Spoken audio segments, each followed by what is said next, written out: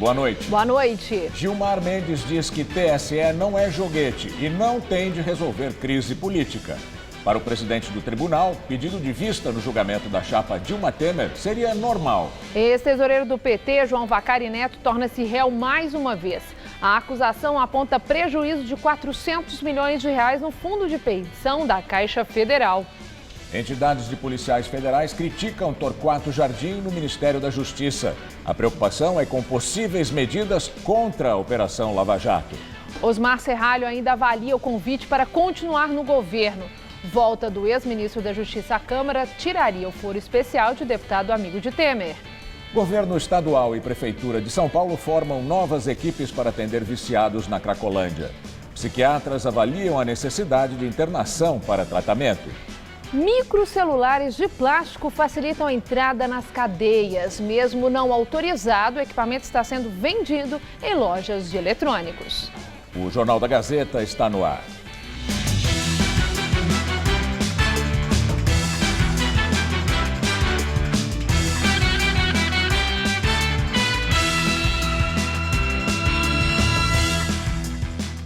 A Prefeitura de São Paulo vai recorrer da decisão do Tribunal de Justiça que derrubou a liminar que autorizava a internação compulsória de usuários de drogas da Cracolândia.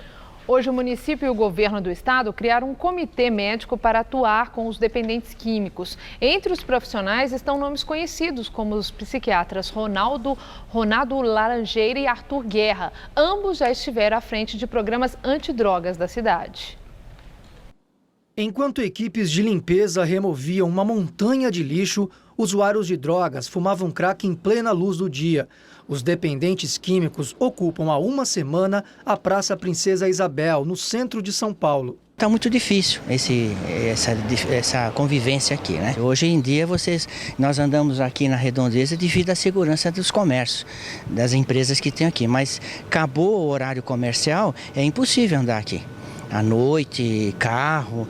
O medo passou a rondar o caminho do Rafael, que mora por ali. Ainda depois de notícias de saques, de abordagens violentas, de tentativa de assalto, acaba, enfim, a gente fica com receio, né? Os usuários se espalharam após a operação do dia 21 de maio, que removeu as barracas das alamedas Dino Bueno e Helvécia. Na ocasião, a Secretaria de Segurança prendeu vários traficantes que atuavam na região. Mas o que se vê é que o consumo e o comércio da droga continuam, só que de forma pulverizada.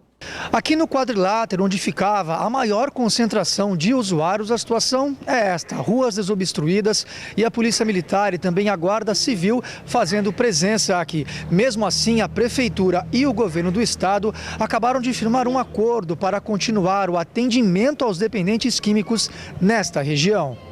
A tenda, inaugurada na última sexta-feira, vai servir de base para um novo comitê. São 4 equipes formadas por psiquiatras, enfermeiros e assistentes sociais. Só no final de semana, 46 pessoas procuraram ajuda aqui e 26 aceitaram a internação voluntária. Em toda a cidade, segundo a Prefeitura, foram 1.160 abordagens. 550 pessoas foram encaminhadas para acolhimento. Só que os integrantes do Conselho Nacional de Direitos Humanos e também da Defensoria Pública do Estado estão preocupados. Eles se reuniram com representantes da Prefeitura, cobrando mais clareza sobre o novo comitê. Aqui é uma unidade de saúde. Aqui nós temos dois consultórios, onde os médicos fazem o primeiro atendimento e fazem o encaminhamento técnico de saúde, né? Enquanto isso, Marcelo e Emily, pai e filha, agora caminham onde antes era impossível transitar. Melhorou bastante, né? Melhorou porque antigamente eu tinha que dar a volta para buscar minha filha na escola, agora eu posso ir reto. Eu moro aqui, reto aqui, mudou praticamente totalmente, né? A capital paulista e mais de 500 municípios do estado têm problemas com a droga. Os dados são do Observatório do Crack da Confederação Nacional de Municípios. Segundo o mapeamento, 558 municípios, inclusive a capital, enfrentam problemas relacionados à droga. Em 192 cidades do interior, o nível desses problemas é muito alto, segundo o ranking atualizado em tempo real, com informações das prefeituras. Em outras 259, o alerta é médio e em 106, baixo. Apenas 20 cidades disseram não ter problemas com o crack e outras 67 não responderam oficialmente ao levantamento. De 608 municípios paulistas ouvidos este mês, incluindo dados parciais, 92% afirmaram sofrer com a circulação de drogas, enquanto 95% confirmaram problemas com o consumo. As prefeituras informaram ainda que as principais áreas afetadas são saúde, com 67,1%, assistência social, 57,5% e segurança, com 49,1%. Sobre os dados do Observatório do Crack, a Secretaria da Saúde do Estado informou ter ampliado o número de vagas para dependentes químicos, que passou de 500 em 2011 para 3.300 atualmente em serviços próprios ou conveniados. 60% das vagas são no interior do estado.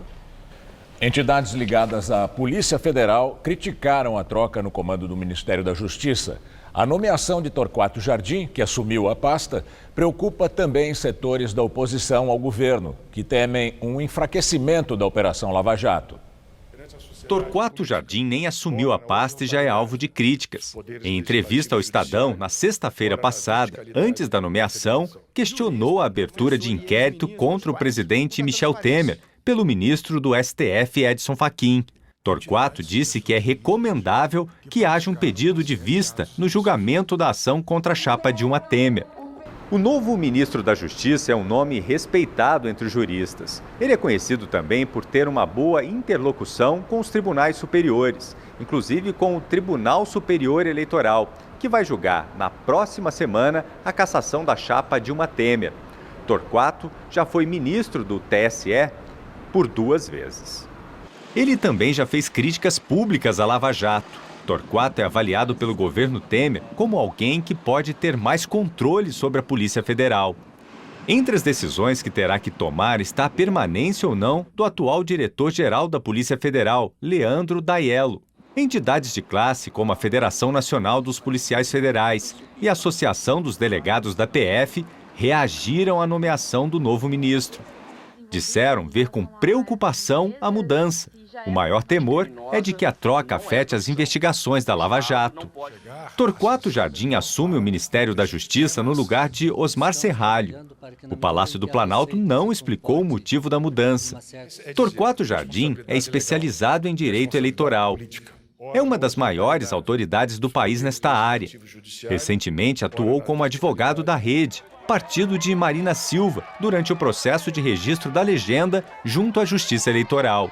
Esta foi a terceira troca no comando do Ministério da Justiça em pouco mais de 1 ano de governo Temer. Quando assumiu em maio do ano passado, o presidente nomeou Alexandre de Moraes, que na época era secretário de Segurança Pública de São Paulo, para o Ministério da Justiça. Em fevereiro, depois da morte do ministro do Supremo Tribunal Federal, Teori Zavascki, Moraes ficou com o cargo. Osmar Serralho assumiu a Justiça, onde ficou apenas 2 meses. Em evento em São Paulo, o presidente do Tribunal Superior Eleitoral, o ministro do Supremo, Gilmar Mendes, afirmou que o TSE não é instrumento para resolver a crise política. Na próxima semana, o tribunal retoma o julgamento que pode cassar a chapa Dilma Temer. Gilmar Mendes reagiu às especulações de que ministros da Corte Eleitoral poderiam pedir vista do processo que pode levar à cassação do presidente Michel Temer. Se houver pedido de vista, é algo absolutamente normal. Ninguém fará por combinação com este ou aquele intuito. Também não cabe ao TSE resolver crise política. Isso é bom que se diga. O tribunal não é instrumento para a solução de crise política. O julgamento será jurídico e judicial. Então não venham para o tribunal dizer: vocês devem resolver uma crise que nós criamos. Resolvam as suas crises. O presidente do TSE também comentou sobre a mudança no Ministério da Justiça. A escolha do ministro do Estado é competência do presidente da República. Eu conheço o ministro Serralho e reconheço ele como um homem competente. Conheço também bem o ministro Torquato Jardim, foi nosso colega na Justiça Eleitoral, muito reconhecido, um professor que está há muitos anos em Brasília e certamente desempenhará bem essa função.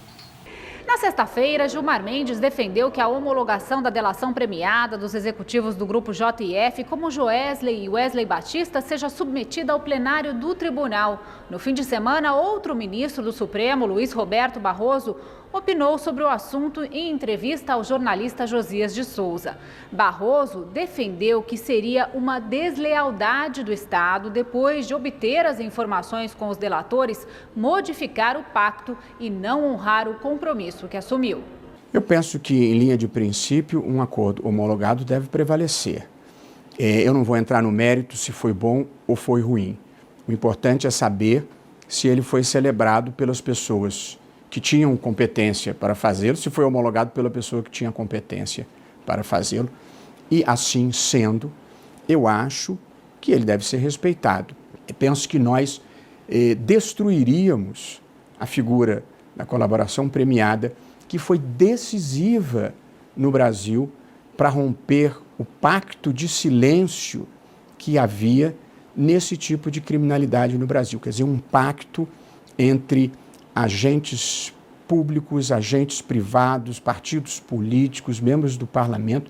Na mesma entrevista, o ministro Barroso também se posicionou de maneira oposta a Gilmar Mendes sobre a possibilidade do STF rever a regra que impõe a prisão depois da condenação em segunda instância. A verdade é que um país não pode ir mudando o direito conforme o réu.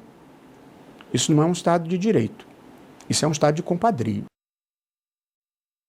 Osmar Serralho, do PMDB, ainda avalia se aceita ou não o convite para o Ministério da Transparência. O cargo ficou vago depois da nomeação de Torquato Jardim para a Justiça. O Ministério da Transparência é a pasta responsável pelo fechamento de acordos de leniência com empresas investigadas pela Lava Jato, cujo foco é combater a corrupção nos órgãos do governo. Servidores da pasta protestaram contra a possível ida de Serralho para o Ministério. Citado na Operação Carne Fraca, o PMDBista foi flagrado num grampo com Daniel Gonçalves Filho, chefe da fiscalização do Ministério da Agricultura no Paraná, acusado de ser o líder do esquema de corrupção. Na ligação, Serralho questionava a fiscalização feita em um frigorífico. Ao manter Serralho como ministro, o presidente Michel Temer garante que o deputado afastado Rocha Loures, do PMDB do Paraná, seu suplente na Câmara, continue com foro privilegiado. Ex-assessor de Temer, Loures ameaça fazer delação premiada. Ele é investigado pelo STF, acusado de receber uma mala de propina com R$500 mil de Joesley Batista, dono do grupo JBS Friboi. Na conversa gravada por Joesley Batista, o presidente Michel Temer cita Loures como alguém que poderia resolver as demandas do grupo JF no governo. Temer nega que tenha avalizado qualquer recebimento de propina. E agora o comentário de Josias de Souza, direto de Brasília. A poucos dias do início do julgamento que pode resultar na cassação de Michel Temer, o presidente do Tribunal Superior Eleitoral informa que o julgamento será jurídico. Gilmar Mendes acrescenta que não cabe ao TSE resolver crise política. Resolvam as suas crises, disse ele. De um tribunal não se espera outra coisa senão julgamentos jurídicos. Quando o presidente da Corte Eleitoral precisa proclamar o óbvio, é porque alguma coisa saiu do lugar. Enquanto Temer fazia pose de presidente das reformas, dizia-se que o TSE deveria salvá-lo para não prejudicar a economia. E muitos achavam normal. De repente, o reformador virou investigado. Passou a operar pelo adiamento do veredito. E o TSE ganhou a aparência de uma peteca, que o Planalto joga para o lado que lhe convém. Incomodado com a naturalidade com que auxiliares de Temer antecipam os movimentos do TSE, Gilmar Mendes ergueu a voz. O TSE não é um joguete nas mãos do governo, disse ele. Por trás da proclamação do óbvio se esconde uma tragédia. Temer virou uma espécie de Eduardo Cunha hipertrofiado. A Câmara demorou 9 meses para se livrar de Eduardo Cunha. Temer acaba de acomodar no Ministério da Justiça Torquato Jardim, um PhD em TSE e STF. O investigado olha para Cunha, preso em Curitiba, e se equipa para resistir. A questão é, até quando o Brasil resistirá? Boa noite. E daqui a pouco, Rodolfo Gamberini entrevista Carlos Ari Sundfeld, professor de Direito Constitucional da FGV de São Paulo, sobre as investigações da Lava Jato.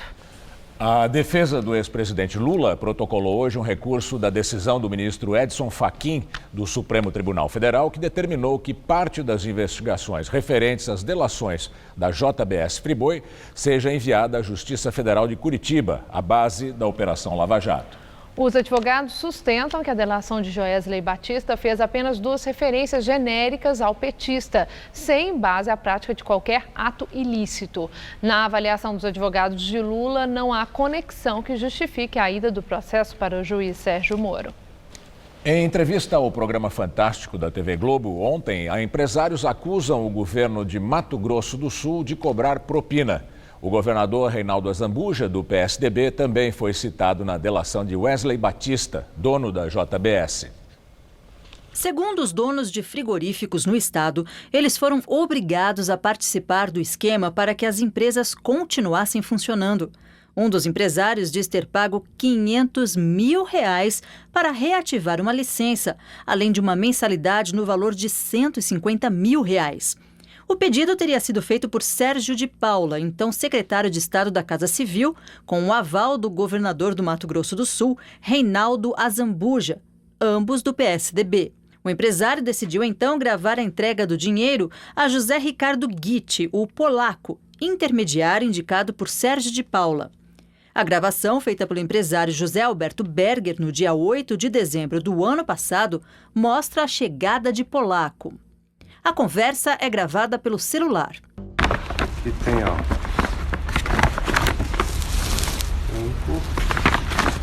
10, 15, 20, 25, 30 mil. Você acha que o Sérgio Paula vai ajudar nós? Ah, lógico que vai. Ele pega o dinheiro e diz que vai levá-lo na Casa Civil.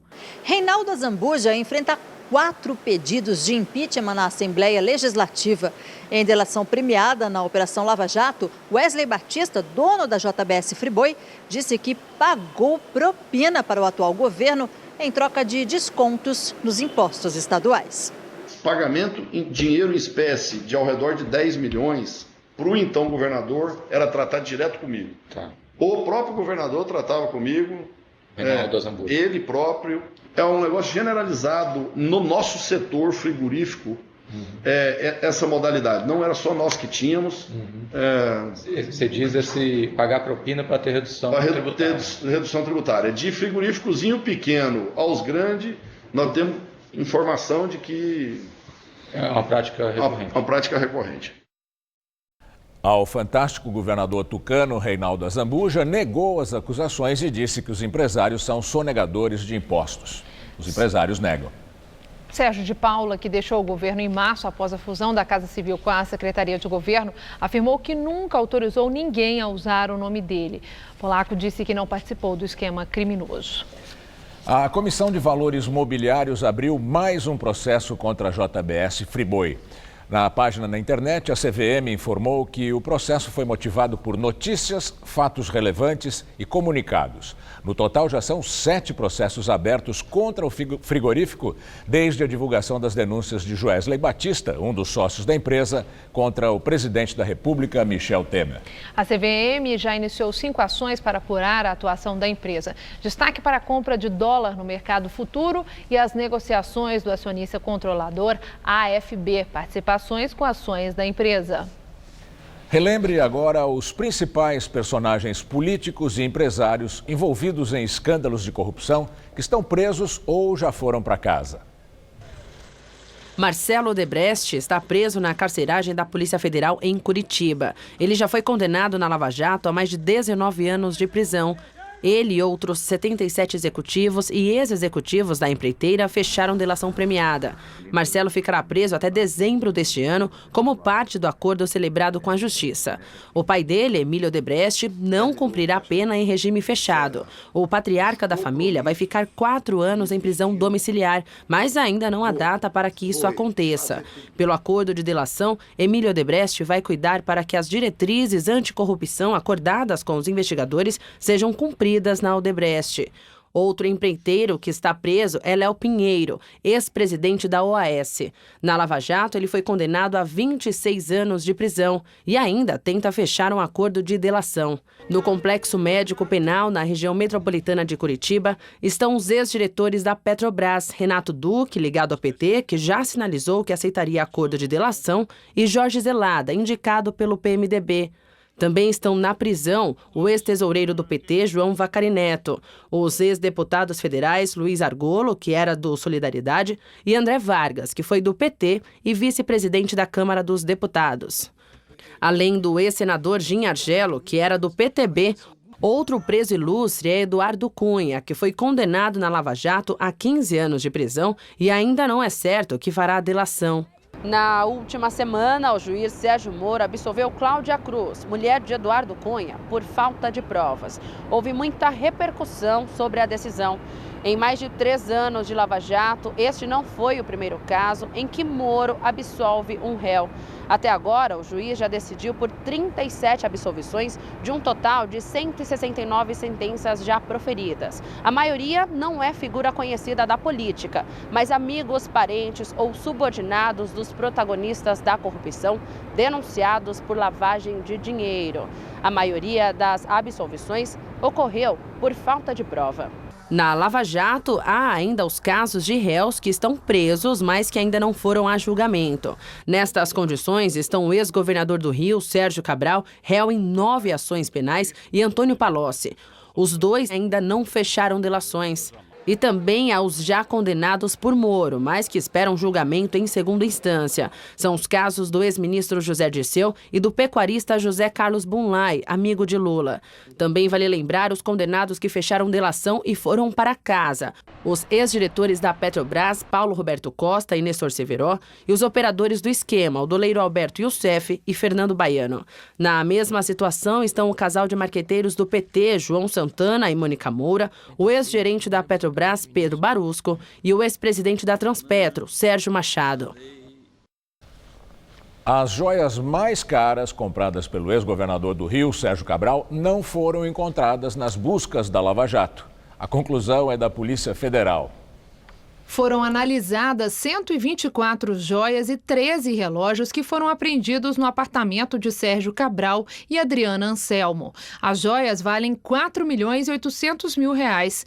O valor é menor do que os R$ 6,5 milhões de reais gastos pelo casal em apenas 2 joalherias, de acordo com a denúncia da Procuradoria.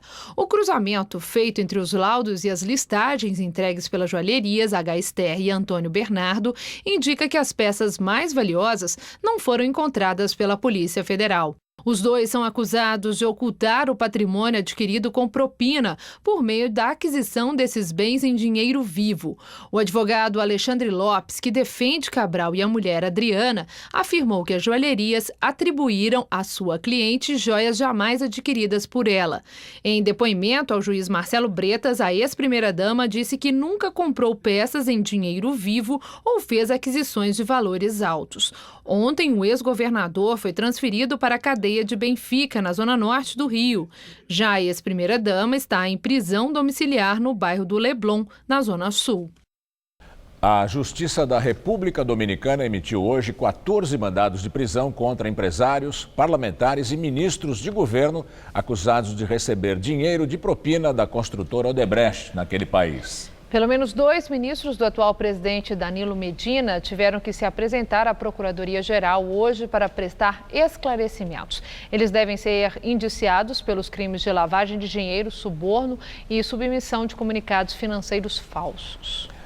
Apesar de ter a venda proibida pela Anatel, um aparelho celular pequenininho tem atraído compradores em lojas da região da Rua Santa Ifigênia, no centro de São Paulo. Com materiais basicamente feitos de plástico, eles podem passar despercebidos em detectores de metal. Eles são bem pequenos, cerca de 6 centímetros, cabem na palma da mão. E também são super leves, 20 gramas. O preço pode variar bastante. Sem saber que está sendo gravada, esta vendedora explica ao repórter Danilo Oliveira que o valor pode passar de R$ 250. Se for pesquisar, você vai achar por R$ 500 isso. Na internet é bem fácil encontrar esses mini celulares. São várias as opções nos sites de compra. Só que a Anatel ainda não homologou esse tipo de aparelho por aqui, o que significa dizer que a venda é ilegal. Só que a criminalidade já descobriu as facilidades dessa tecnologia que invadiu vários presídios país afora.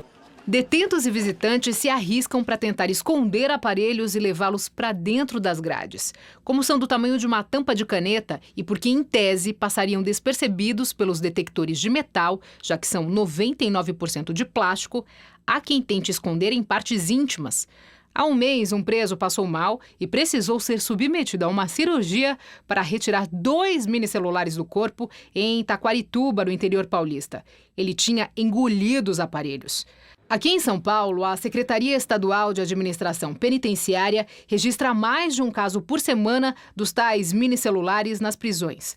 Nesse mês, em apenas um fim de semana, foram encontrados esses aparelhos em, pelo menos, 4 penitenciárias diferentes. A solução, tal qual já vem ocorrendo nas várias unidades prisionais do Estado, é intensificar-se as revistas e lançar-se mão de mecanismos tecnológicos capazes de identificar esses minúsculos aparelhos.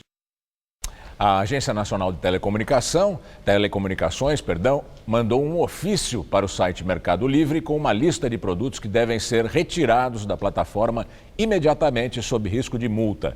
A empresa informou que já providenciou a remoção dos anúncios. E agora vamos ao comentário de política com Bob Fernandes. No final de uma semana marcada por conflitos, multidão dominical se manifestou em paz.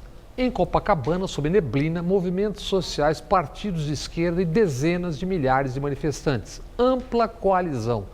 Cantoria de Caetano Veloso, Criolo, Maria Gadu, Milton Nascimento, Otto, depoimentos de atores, atrizes, cantores e cantoras. Sem o chamariz da cobertura midiática na véspera, sem imagens aéreas ou transmissão direta. E com a seguinte manchete no registro televisivo do evento: manifestação pela saída de Temer e contra reformas trabalhista e da Previdência.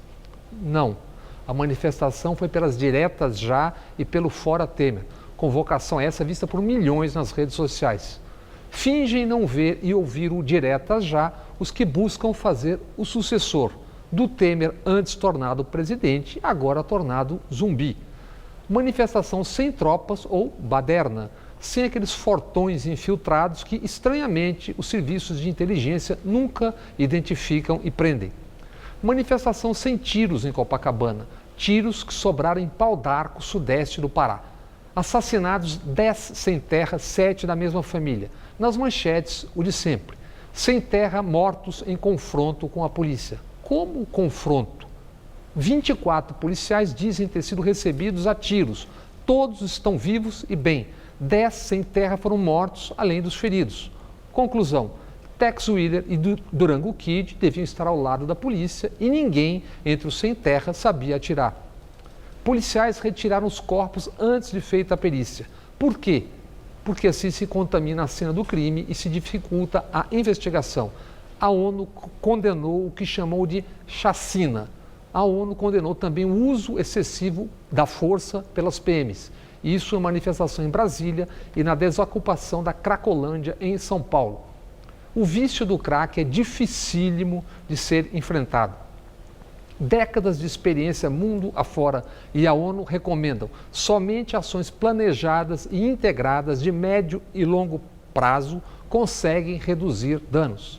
Em resumo, só existem 2 escolhas na tragédia do crack: tratar ou matar. Respeito mínimo aos que já são doentes ou a barbárie. Boa noite. A defesa de Eduardo Cunha, do PMDB, pediu para o STF anular a homologação da delação dos empresários da JBS Friboi.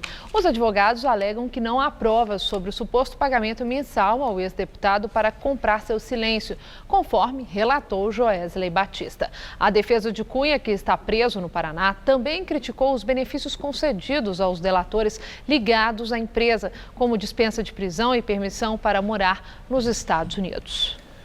A Coreia do Norte voltou a fazer testes com mísseis lançados em direção ao mar do Japão.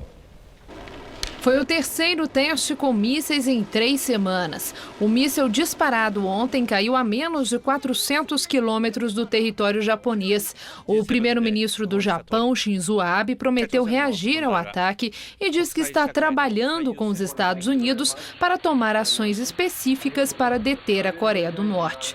No Twitter, o presidente Donald Trump afirmou que a Coreia do Norte mostrou grande desrespeito à vizinha China ao fazer esse teste. Para Trump, os chineses estão tentando um acordo pacífico com a Coreia do Norte. O BID, o Banco Interamericano de Desenvolvimento, inaugurou hoje um escritório em São Paulo. O presidente Michel Temer participa amanhã de um evento em parceria com o banco. O escritório fica no 2º andar deste edifício nos Jardins. O governador Geraldo Alckmin, do PSDB, participou da cerimônia de inauguração esta tarde, ao lado do presidente do Banco Interamericano de Desenvolvimento, Luiz Alberto Moreno. Até então, o BID só mantinha escritório permanente em Brasília. Com sede em Washington, nos Estados Unidos, o maior acionista do banco, o BID é formado por outros 47 países membros e atua no Brasil há mais de 50 anos. É um banco de desenvolvimento regional para a América Latina e Caribe, que financia e investe em projetos de governos e empresas que buscam combater a pobreza e a desigualdade social. Porém, tem sido criticado por organizações não governamentais que reclamam da falta de transparência. O escritório em São Paulo vai passar informações a investidores internacionais sobre programas na área de infraestrutura.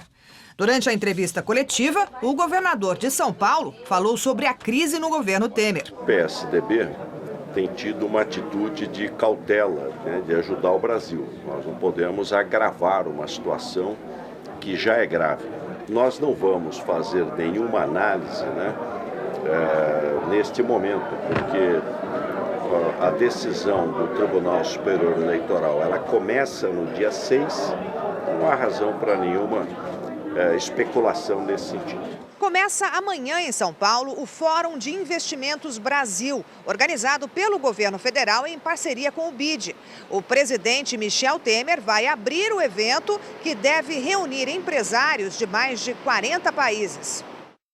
Em semana de reunião do Comitê de Política Monetária, o mercado financeiro elevou a previsão de inflação de 3,92% para 3,95%, após 11 semanas consecutivas de queda. Já para 2018, a previsão avançou de 4,34% para 4,40%.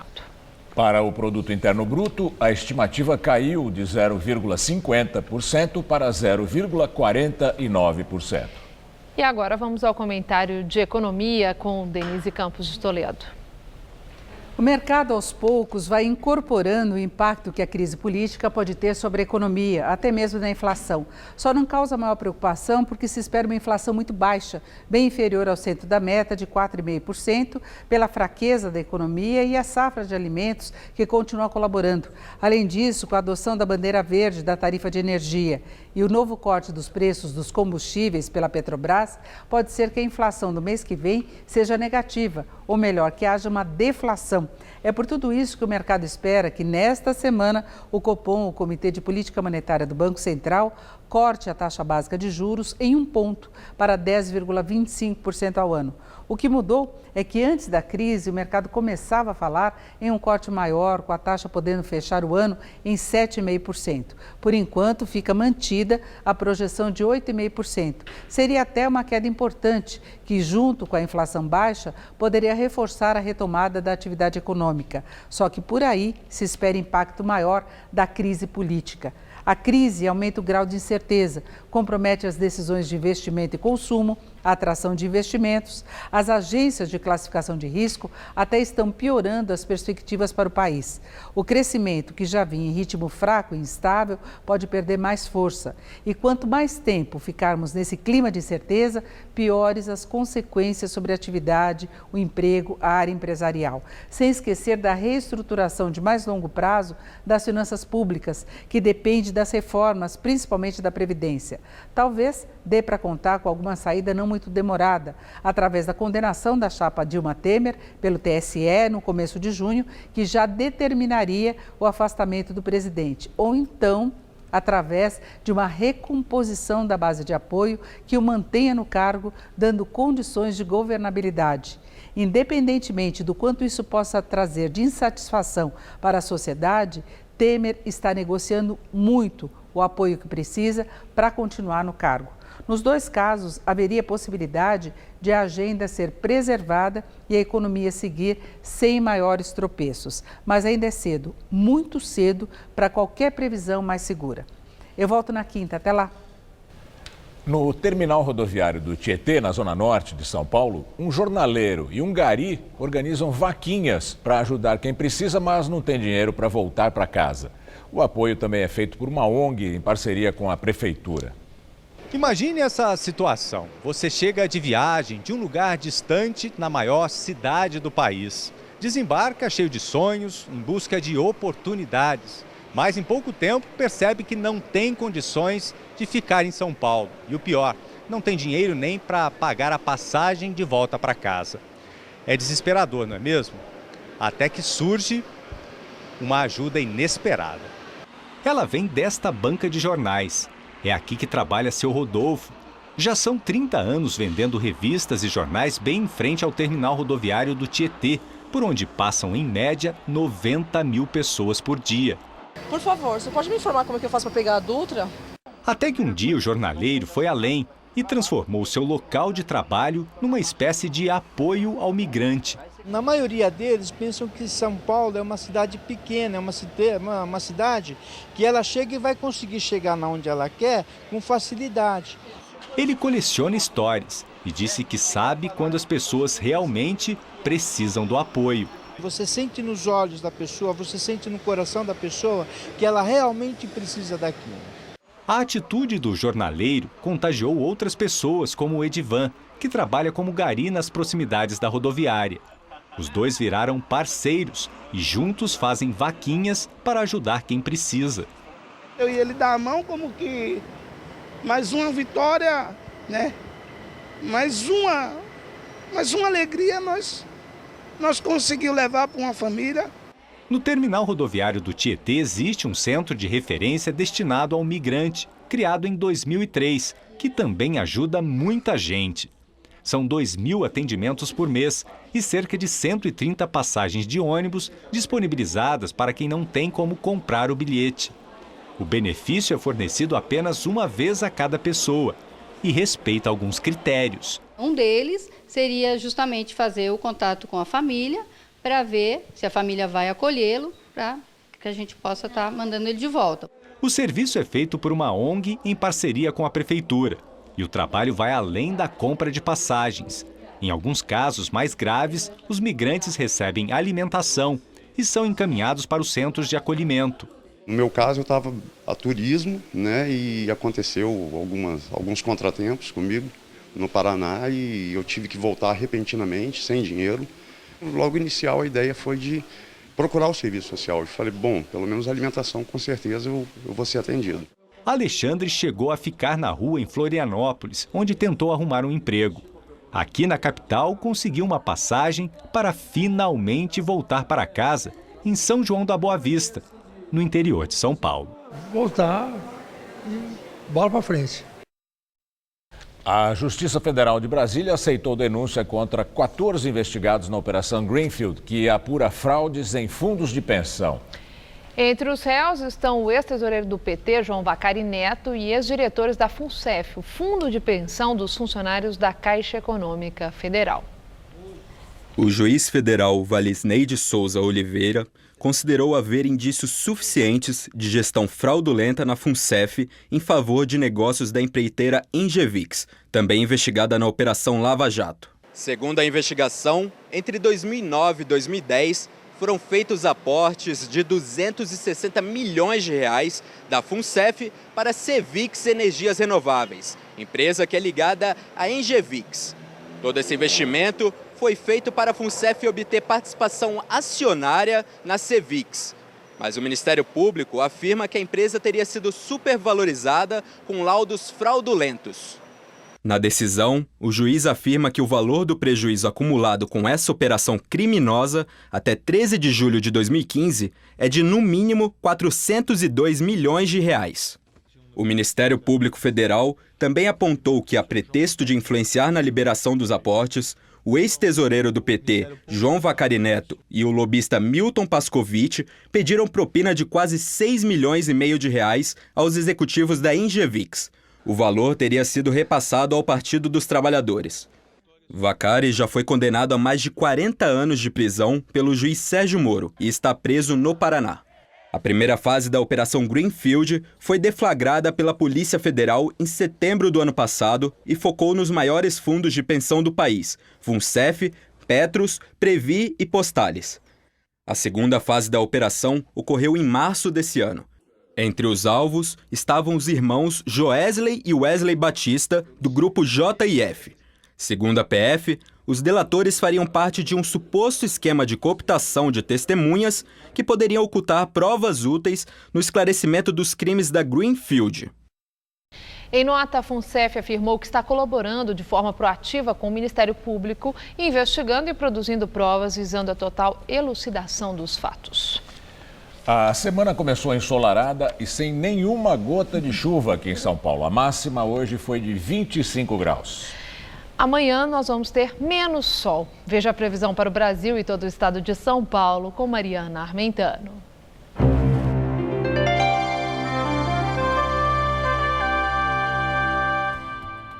O tempo muda novamente e fica instável nesta terça-feira no sul e também aqui em São Paulo.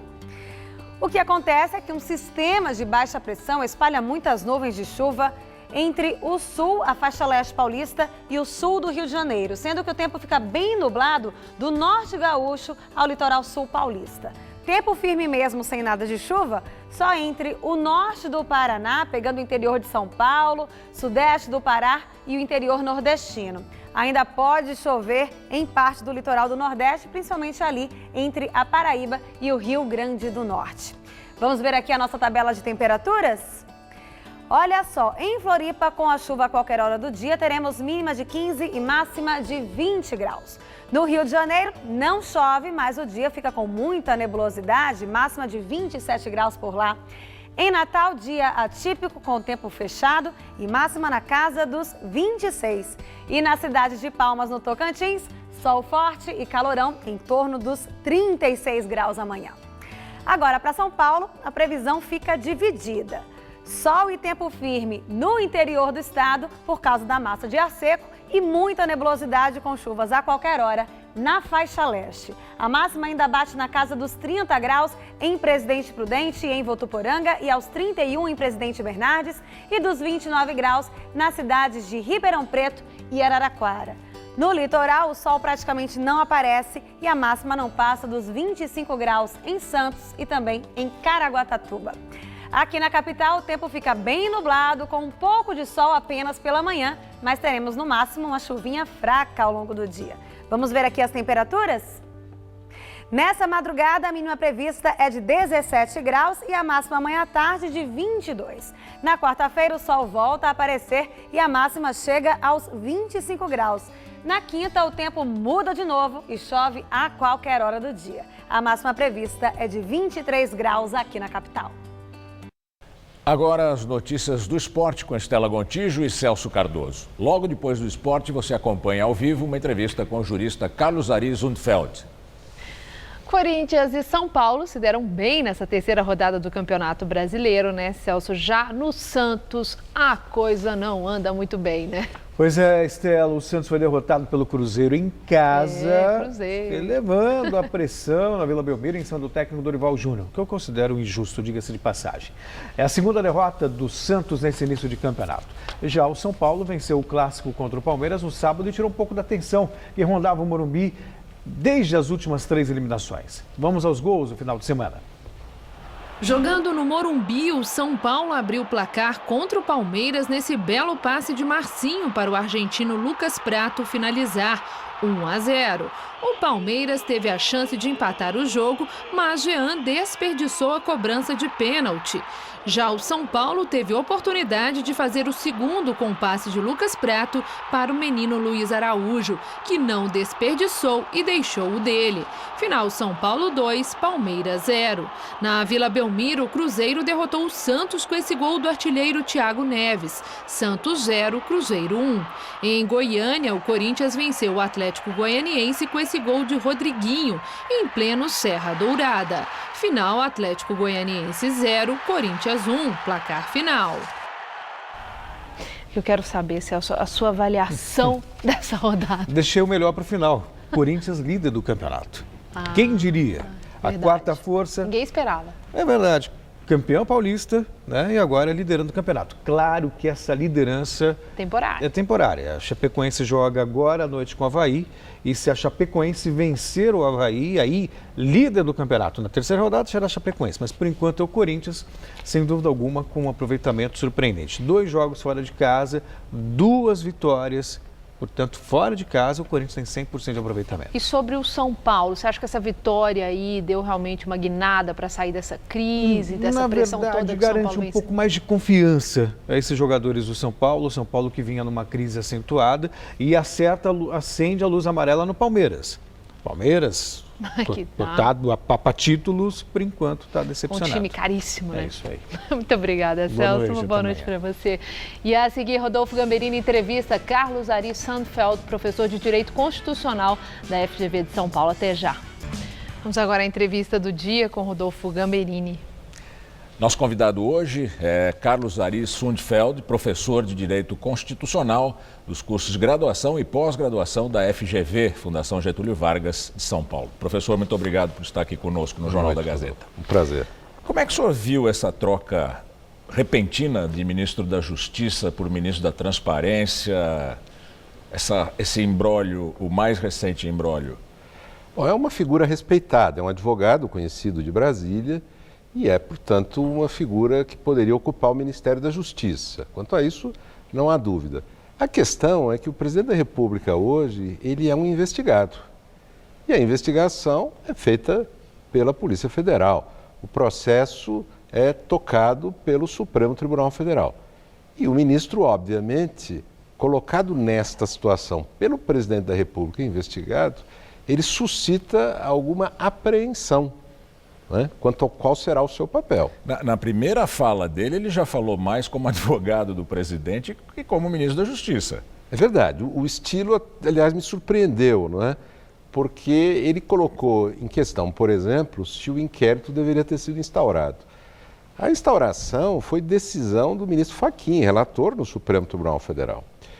E, portanto, é algo que transcende a mera digamos, a ação da Polícia Federal. Mesmo se fosse apenas uma discussão sobre a atuação da polícia, né, o ministro deveria ter sido mais cuidadoso. Então, esse início, de fato, coloca o ministro numa situação que é delicada, quer dizer, há dúvida sobre se ele está ali para ser um ministro do país, se ele vai atuar com isenção, ou se ele vai assumir a defesa do presidente da República, que não precisa dela, tem advogados.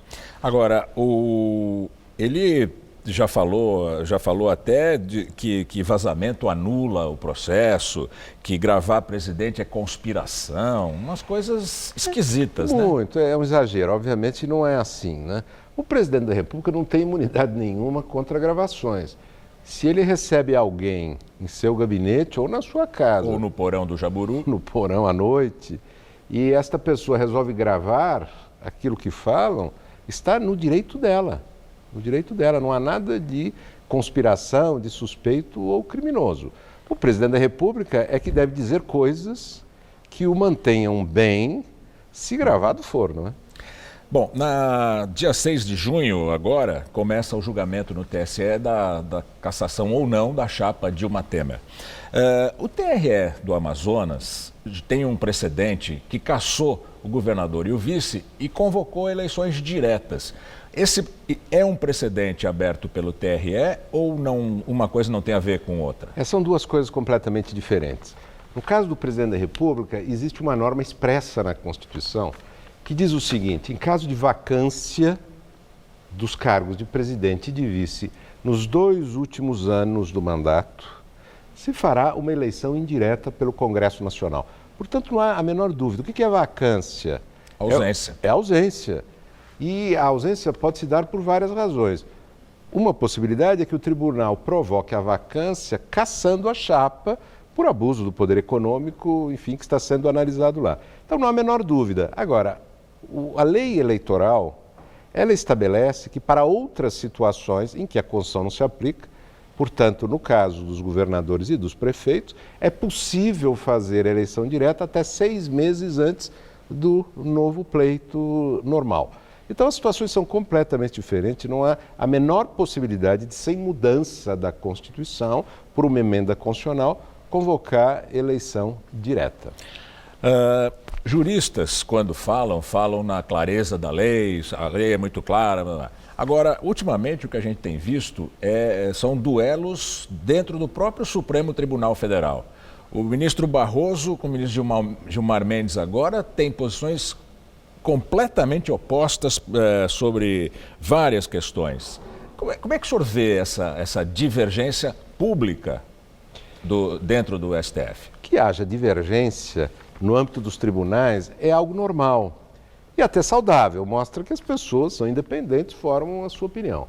Agora, o que é preocupante, isso foi destacado, aliás, pelo ministro Barroso nas suas entrevistas no fim de semana, é que se anuncia a possibilidade do Supremo rever decisões que acabou de tomar, por exemplo, a de que os condenados em segunda instância têm de começar a cumprir a pena, só porque agora há réus importantes que estão com a possibilidade de ter confirmação na segunda instância de sua decisão.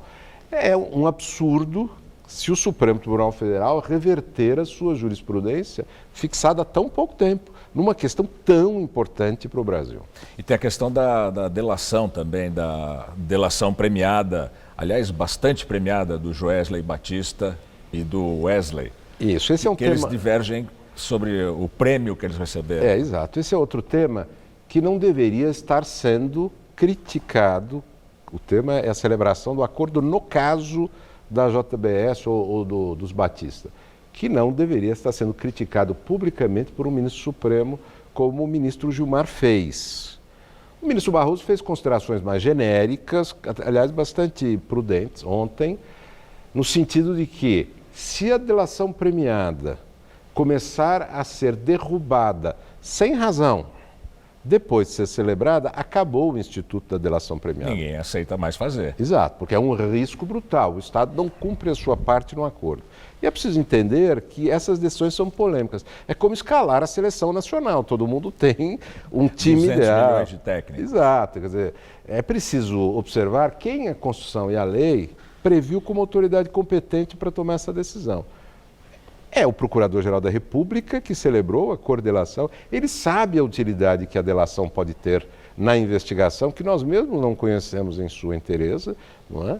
E foi homologada pelo ministro Fachin, que é o relator no Supremo Tribunal Federal da Lava Jato. Portanto, o ministro Barroso disse isso, é necessário que, em princípio, essa delação valha, e é claro que é preciso, para ela se manter, que os delatores cumpram a sua parte. Eles não cumpriram totalmente ainda. Eles têm que continuar colaborando com a investigação e, se eles tiverem apresentado elementos falsos, por exemplo, uma gravação falsa, eles evidentemente estarão comprometendo a sua delação. Mas não parece que é isso. A gravação, o próprio presidente da República confirmou o seu conteúdo, não é? E o ministro, o Procurador-Geral da República, aliás, acentuou isso, que apenas os fatos confirmados pelo presidente da República na conversa são suficientes para a investigação.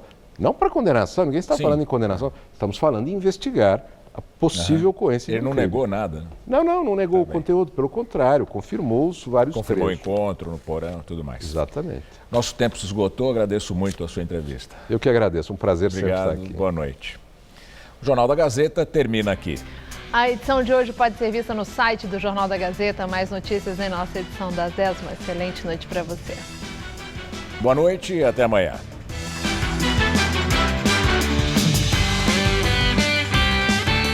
Saiba como funciona a restauração de carros antigos no Todo Seu de hoje, 10h30 da noite.